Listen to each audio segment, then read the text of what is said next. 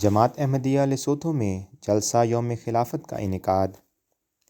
جماعت احمدیہ لیسوتھو کو مؤرخہ 28 مئی 2023 کو مسجد بیت المہدی تھابا بسیو، ماسیرو، لیسوتھو میں جلسہ یوم خلافت کرنے کی توفیق ملی۔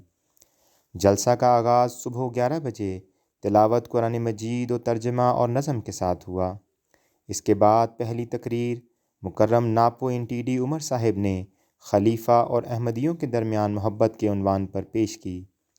ایک ترانہ کے بعد اس جلسے کی آخری تقریر خاکسار مبلغ سلسلہ نے خلافت کا آغاز اور اس کی برکات کے عنوان سے پیش کی۔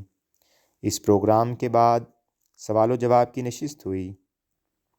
آنے والے مہمانوں نے جماعت کے نظام اور خلافت پر سوالات کیے، جن کے جوابات خاکسار نے دینے کی توفیق پائی۔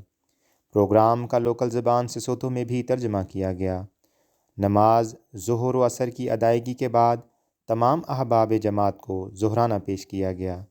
اس پروگرام کی کل حاضری 23 رہی، جن میں 6 زیر تبلیغ احباب بھی شامل تھے۔ رپورٹ محمد احسان نور، نمائندہ روزنامہ الفضل انٹرنیشنل۔